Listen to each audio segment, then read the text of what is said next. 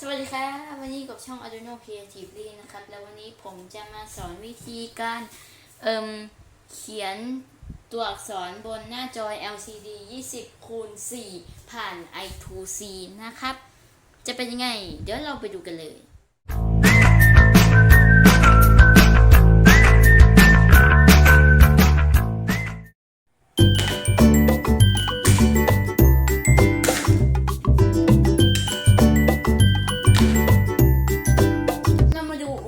กันนะครับอุปกรณ์ที่เราต้องใช้ก็คือ LCD 20x4 นะคะ breadboard หรือ photoboard ขนาดเล็กนะครับ I2C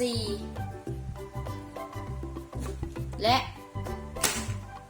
Arduino Uno นะครับ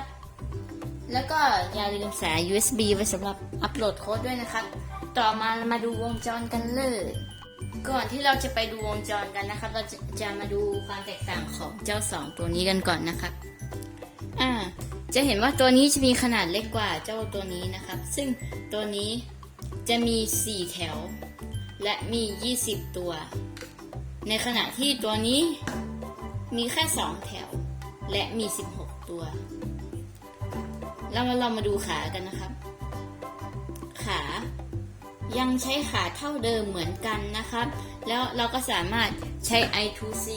ตัวเดียวกันเชื่อมกับทั้ง2ตัวได้เลยนะครับไม่จำเป็นต้องเป็น I2C ต่างชนิดนะครับเรามาดูวงจรกันเลยวงจรนะครับแล้วก็จะเอาตัวนี้นะครับเสียบเข้ากับ breadboard หรือ photoboard นะครับปึ๊บเสียบให้แน่นๆนะครับพอเสียบให้มันแน่นแล้วนะครับให้เราเอา I2C มาครับแล้วก็เอามาเสียบ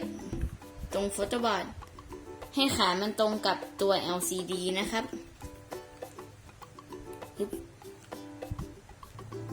พอเราต่อวงจรตรงนี้เสร็จแล้วนะครับให้เรามาดูตรง Arduino ครับตรง Arduino เนี่ยเราต้องต่อกับตัว I2C ซึ่งเราต้องใช้ GND นะครับหรือสายสีน้ำตาลนะครับต่อกับ GND ของ Arduino และสีแดงต่อกับ5 โวลต์ของ Arduino นะครับ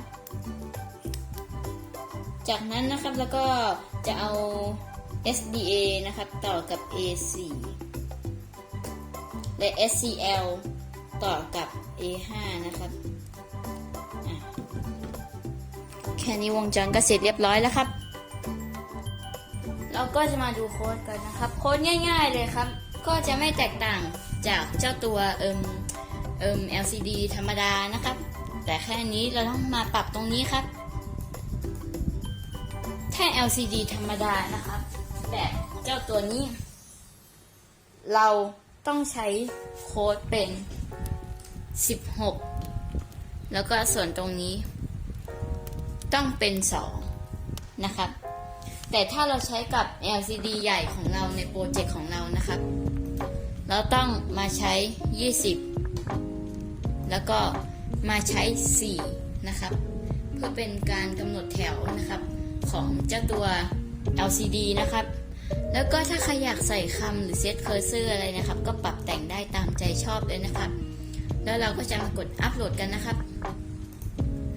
พอเรากดอัปโหลดเสร็จแล้วนะครับเดี๋ยวเราจะไปดูผลลัพธ์กันเลยและนี่ก็จะเป็นผลลัพธ์ของเจ้าตัว LCD ที่เราเพิ่งโค้ดไปเมื่อกี้นะครับ